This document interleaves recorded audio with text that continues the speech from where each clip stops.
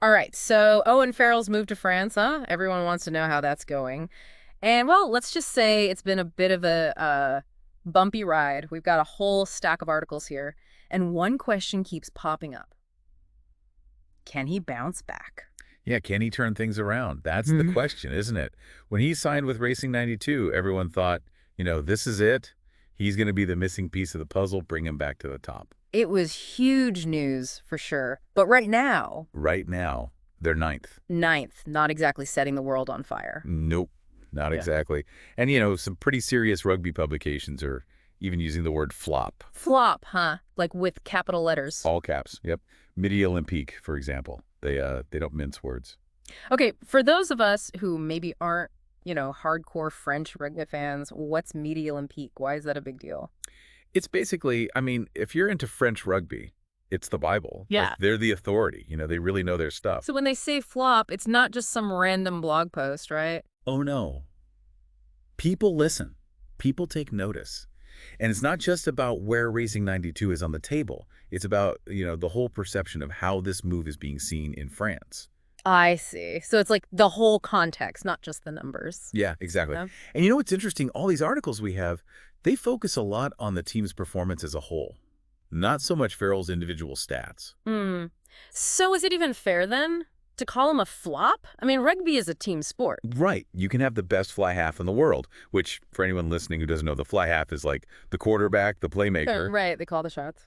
But even the best fly half, if the team isn't working together, it doesn't matter. So it sounds like the team dynamic, how well they're clicking, that's a big part of this. Huge. Are there any clues in these articles about, like, how that might be affecting Farrell specifically?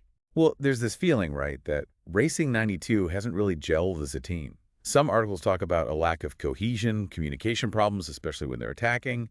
And there have been moments where, people question Farrell's decisions. So maybe he's not getting the support he needs from his teammates. Or maybe their styles clash. It's possible. Farrell's known for a very aggressive, direct style of play. And Racing 92, they're traditionally more free-flowing. Right, so it's almost like trying to fit a square peg in a round hole. Even if it's a good peg, if it's the wrong shape, it's not going to work. Exactly. And you got to remember, new league, new team, new way of playing. Mm-hmm.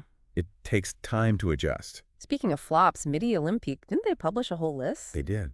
And you know what? Some big names on that list. Guys people thought would be like superstars. Rafael Costo Storti, Antoine Frisch, Harry Williams, even Romain Tauffa-Fenua, who's also on Racing 92. Whoa, so it's not just Farrell who's having a tough time in the top 14 then. Right. It makes you wonder, is it the league itself, the pressure, Yeah. or are teams just not good at integrating these big signings? Maybe there's something about the French league or how some of these teams are structured that makes it harder for big name players to like really click.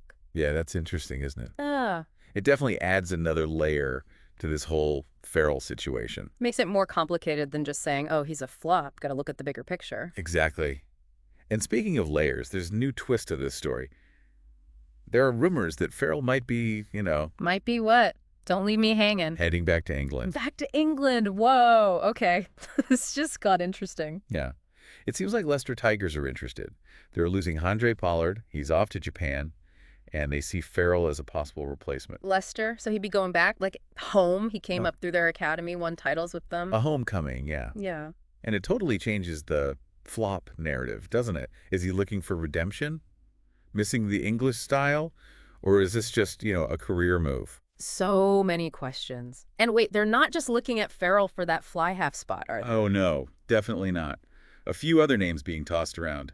Sam Costello, Dan Bigger. They're both in the mix for Pollard's spot. Okay, so some serious competition. What can you tell us about these guys? Well, Costello, he's a young guy, really talented, plays for the Scarlets, already has 15 caps for Wales, known for being really dynamic in attack. So the up-and-comer, the exciting new generation. What about Bigger? Bigger is, well, he's a veteran, tons of experience, played at the highest level for years, both for Wales and in the Premiership. So you've got youth and potential versus, like, experience and composure. Classic matchup. It is. And you know what? I think there might be another name in the mix, one we haven't mentioned yet. I think I know who you're talking about. Alex Lozowski, right? You got it. So what's the deal with him? He's mainly a center, but he hasn't given up on playing fly half. He's in good form, just got called back up to the England team, and his contract might be up soon. Interesting. So versatile international experience, might be looking for a new team. Yep. And that makes him a bit of a wild card in this whole Leicester situation. So we've got a real battle brewing for that Leicester fly half spot. Costo, Bigger, Lozowski, and now maybe Farrell too. The coaches are going to have a tough decision. Oh, yeah. But this isn't just about Leicester or even the Premiership, you know. It's about Owen Farrell's whole career, his legacy. Can he bounce back from what's been a really rough time in France? It's about a player who's achieved so much, but now he's at a crossroads. Exactly. Can Owen Farrell find redemption? And will it be in France or back in England? We'll dig into that more after the break. You know, it's fascinating to think about, like, the psychology of it all. If he does go back to England, what could that do for him mentally? Like a fresh start. It could be huge for him. Yeah, Uh-huh. going back to Leicester, the place where he's already a legend, it could give him the space and support he needs to find his game again. Like hitting the reset button. Get away from all the pressure in France, back to basics. Right. And think about it. Leicester plays a very different style than Racing 92. They're known for their powerful forwards, a more direct approach. More in your face, yeah. And that kind of suits Farrell, right? He's at his best when he can dictate the pace, control the game. Exactly. He thrives under pressure. And that could be the key. If he can get back to playing the way he used to, the way that made him one of the best, who knows what he can do? Exciting to think about. But even if he goes back, there's still the question of, how he fits in with the current Leicester team. We talked about those other guys competing for the fly half spot. Yeah, and Leicester's been doing well without him. They're near the top of the Premiership. The players has good chemistry. Yeah. He can't just walk in and expect everything to be the same. It's not like he's automatically the starting fly half. Nope. He's got to earn it. Prove he's the best choice. But that competition could be good for everyone, couldn't it? Push everyone to be better. I think so, yeah. Healthy competition, it's crucial for any team.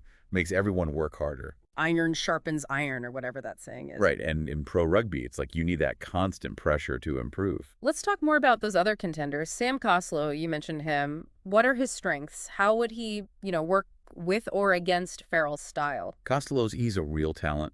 Super fast, agile, loves to take risks. So he's got the unpredictable element, that wild card factor. Yeah, definitely. He can create something out of nothing, and he scores tries. He can be a great contrast to Farrell's more structured, tactical approach. Imagine them playing together, maybe even in a dual playmaker kind of role. It's possible, yeah. Could be really effective. Farrell's experience, game management, and Costello with his energy and creativity. Sounds dangerous. Now, Dan Bigger, how does he fit into this? Bigger's a completely different player. Very experienced, composed, relies on his tactical skills, his kicking game. So the classic game manager, the steady hand. Exactly.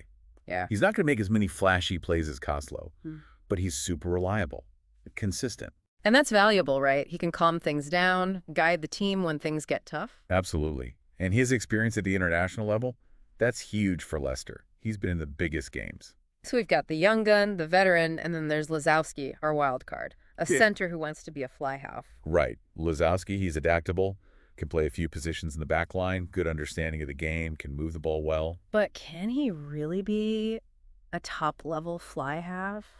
That's a tough position, takes a special kind of player. It's hard to say.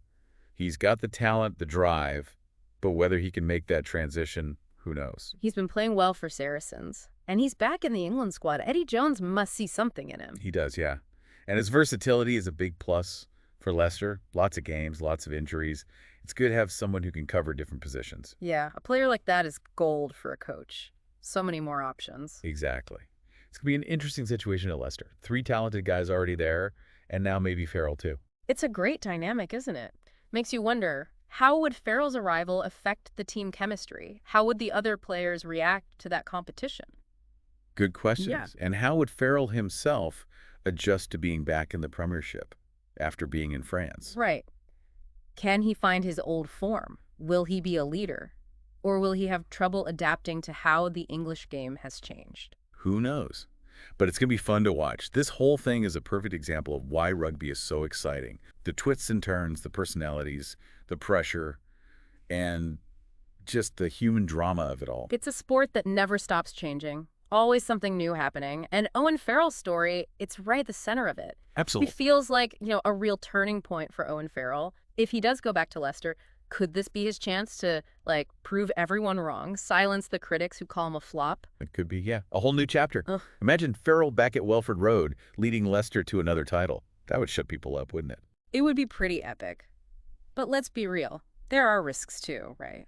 What if it doesn't work out? What if he goes back and, doesn't live up to the hype? Sure, there's always that chance. But honestly, I think the bigger risk for him is staying in France. You know, keep doing something that's not really working. So even if going back to Leicester isn't like an instant success, it might still be better than just staying where he is. I think so, yeah. Sometimes a change of scenery can really help a player, like rediscover their passion, get that spark back. And for Farrell, going back to his roots, a club that knows him, believes in him, that could be what he needs. It's like going back to where it all started, right? Yeah. Reconnecting with that love for the game that sometimes gets lost in all the pressure and expectations. Exactly. Remember, he was a star at Leicester, came up through their youth system, won trophies. Going back could bring back that feeling of, belonging. And it's not just the rugby. Moving to a new country, that's tough, right? Being back home, near family and friends, that could make a big difference. Not just for him as a player, but as a person, too. Definitely. We don't always talk about the mental and emotional side of things, but it's huge. If he's happy off the field, he'll play better on the field. So it's about more than just tactics and team stuff. It's about finding the right environment where he can be his best self, both as a player and a person. Exactly. And Leicester could be that place for him. Strong team culture, great fans, and their coach, Steve Gorthwick, he knows how to get the best out of his players. Sounds like it could be a good fit. But, of course, in sports, you never know for sure. Nope, never a guarantee. And don't forget, he still has a contract with Racing 92. Going back to Leicester, that's going to take negotiations, transfer fees, all that stuff. Right, lots of pieces to the puzzle. But even if it doesn't happen, the fact that people are talking about it so seriously, it means that, his future is kind of uncertain. Definitely. And that's what makes this whole story so interesting. What's he going to do next? How's it going to affect his career? We all want to know. It reminds you that things change, in sports, in life. Always twists and turns, challenges, new opportunities.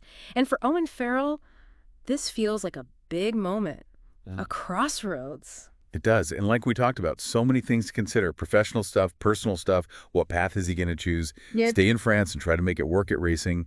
Go back to Leicester and start a new chapter.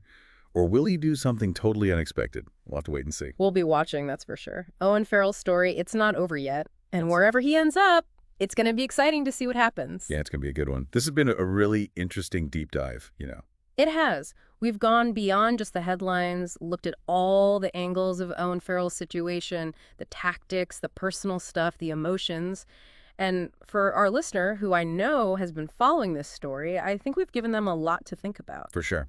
We talked about his struggles in France, the possibilities if he goes back to England, Yeah. and just, bigger questions about how teams work, how players adapt, how professional sports is always changing. We can't predict the future, but I think our listener understands the situation better now. All the different factors involved, the different paths Owen Farrell could take. And who knows, maybe this deep dive has even given our listeners some new questions of their own, Yeah. right? New ways of looking at this whole story. That's what's great about a deep dive. It's not just about finding answers. It's about getting people curious, making them think about things in a new way. Exactly. So we'll leave you with that. Thanks for joining us for this deep dive, and we'll see you next time for another one.